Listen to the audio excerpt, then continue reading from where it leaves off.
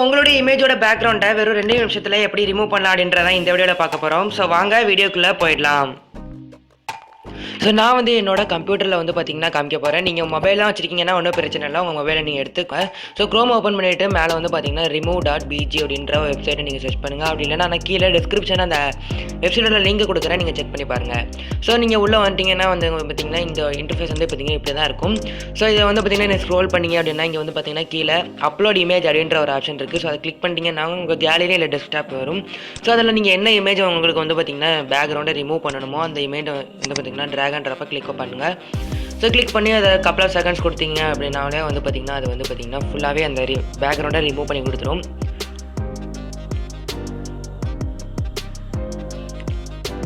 நீங்கள் வந்து பார்க்கலாம். இந்த வந்து பார்த்தீங்கன்னா பேக்ரவுண்ட் எல்லாமே ரிமூவ் ஆயிடுச்சு. இதை நீங்கள் ஃபர்தராக நீங்கள் எடிட் பண்ணணும் அப்படின்னு நீங்கள் நினச்சிங்க அப்படின்னா மேலே எடிட்ன்ற ஆப்ஷன் வந்து கொடுத்துக்கோங்க. கொடுத்துட்டு வந்து பார்த்தீங்கன்னா மேலே வந்து ரைட் சைடில் எரேஸ் ஆர் ரீஸ்டோர் அப்படின்றது கொடுத்துக்கோங்க. இதை வந்து பார்த்தீங்கன்னா இது வந்து பேக்ரவுண்டை ரிமூவ் பண்ணி கொடுக்கல, எதுவும் வந்து பார்த்தீங்கன்னா எக்ஸ்ட்ராவாக நீங்கள் வந்து பார்த்தீங்கன்னா எரேஸ் பண்ணிடுச்சு அப்படின்னா நீங்கள் ரீஸ்டோர் பண்ணணும்னா இந்த ரீஸ்டோர்ன்ற பட்டன் வந்து நீங்கள் ரீஸ்டோர் பண்ணிக்கலாம். அப்படி இல்லைனா நீங்கள் வந்து பார்த்தீங்கன்னா எதையும் எரேஸ் பண்ணணும்னா அப்படின்னா இந்த எரேஸ் அப்படின்றத கொடுத்துட்டு அதோட ப்ரஷ் சைஸை நீங்கள் சூஸ் பண்ணால் அதையும் நீங்கள் சூஸ் பண்ணிக்கலாம். எரேஸ்னு கொடுத்துட்டு நீங்கள் எங்கே எரேஸ் பண்ணணும்னா எரேஸ் பண்ணால் அதை எரேஸ் பண்ணிக்கலாம்.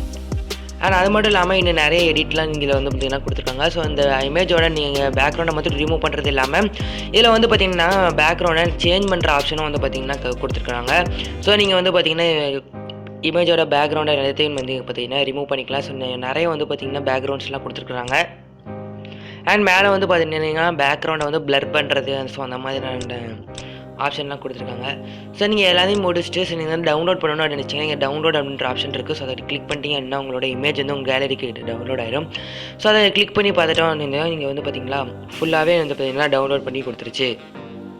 இந்த வீடியோ உங்களுக்கு பிடிச்சிருந்துச்சி யூஸ்ஃபுல்லாக இருந்துச்சு அப்படின்னா மறக்காம ஒரு லைக் கொடுத்துருங்க. அண்ட் அது மட்டும் இல்லாமல் உங்கள் ஃப்ரெண்ட்ஸ் எல்லாருக்கும் ஷேர் பண்ணிவிட்டுங்க. இதே மாதிரி எஜுகேஷனலாக வீடியோ நீங்கள் மிஸ் பண்ணாமல் பார்க்கணும்னா நம்ம சேனலை மறக்காமல் சப்ஸ்கிரைப் பண்ணி பக்கத்தில் இருக்க பெல் ஐக்கனை கிளிக் பண்ணி வச்சுக்கோங்க. நீங்கள் கொடுக்குற ஒவ்வொரு சப்ஸ்கிரைபே எனக்கு அடுத்த வீடியோ போட ரொம்பவே மோட்டிவேஷனாக இருக்கும்.